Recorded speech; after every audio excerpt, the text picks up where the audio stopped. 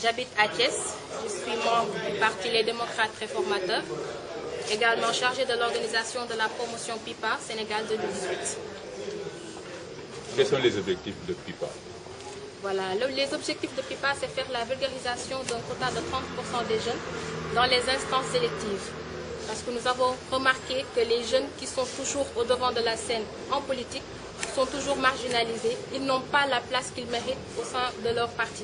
C'est la raison pour laquelle nous voulons faire ce combat, pour que les jeunes soient beaucoup plus représentés, d'autant plus qu'ils sont les porteurs de pancartes, qui sont là à faire la publicité de leur parti, également de leur leader. Notre combat consiste à représenter les jeunes davantage, que ce soit dans les partis, que ce soit dans les instances de prise de décision. Nous avons fait la région de Ziguinchor le week-end passé et ce week-end nous sommes à Thiès pour parler avec la jeunesse thiessoise pour que cette jeunesse puisse être au cœur du combat. Et le week-end prochain, s'il plaît à Dieu, nous irons à Saint-Louis pour faire la même activité que nous sommes en train de faire ici. Refuser d'être l'avenir, soyez le président, comme l'a dit Talla. Qu'est-ce que vous pensez de ça? C'est une phrase extrêmement importante parce qu'elle nous booste, elle nous motive davantage à connaître ce qui est notre rôle aujourd'hui. Parce qu'effectivement, avant d'être l'avenir, il faut être le présent. Et si on est marginalisé à l'avenir, on ne sera jamais représenté. Donc cette phrase est tout à fait importante pour nous et nous la prenons comme étant notre phrase qui va nous booster davantage. Une idée de la représentation des jeunes au Sénégal dans les instances de jeunes, vous avez des chiffres? Tout à fait. Si vous prenez le gouvernement actuellement, avant tout, permettez-moi de vous dire que nous nous sommes référés à la Charte africaine de la jeunesse, qui considère jeune comme étant une personne qui est âgée entre 15 et 35 ans. Et si nous prenons ces chiffres, avec le gouvernement actuel, nous rendons compte que les jeunes ne sont pas représentés. Dans le gouvernement, il y a 0 ministres qui ont cet âge. Même notre ministre de la Jeunesse n'a pas 35 ans. Prenons l'Assemblée nationale, qui est constituée de 165 députés. Il y a actuellement 4 jeunes qui ont moins de 35 ans, ce qui est déplorable. Ce qui est également le cas dans le HTTC. Également sur 557 conseillers, il y a également seulement très peu de jeunes qui sont représentés là-bas. Ce que nous déplorons totalement, ce qui est la cause de notre combat. Est-ce que votre démarche pourrait aboutir à une loi, par exemple? Vous avez un projet en circuit? Tout à fait. Ceci est un avant-projet de loi. Et nous avons rencontré beaucoup de responsables qui sont prêts à nous accompagner. Nous avons rencontré le ministre de la Jeunesse qui est prêt à nous accompagner.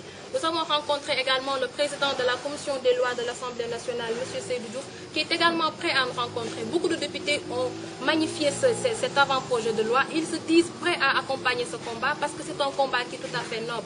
Nous ne le faisons pas pour nous jeunes tout simplement, ceux qui sont dans le PIPA, mais nous le faisons pour tous les jeunes du Sénégal, ceux qui sont là et qui n'ont pas la chance d'être écoutés, ceux qui sont là et qui n'ont pas la chance d'être entendus. Nous le faisons pour toute cette jeunesse, parce que nous savons que si cette loi est votée, c'est la raison pour laquelle nous lançons un appel au président de la République, M. Macky Sall, à bien vouloir recevoir la promotion PIPA 2018, parce que c'est la seule personne actuellement qui peut le faire, comme M. Abdoulaye Wade l'a fait avec la parité. Nous pensons que si cette loi est votée, les jeunes, beaucoup de problèmes dans les partis seront résolus. Parce qu'il y a des problèmes au sein des partis et c'est la raison pour laquelle nous nous disons qu'étant jeunes, nous devons nous battre pour que cette loi soit votée.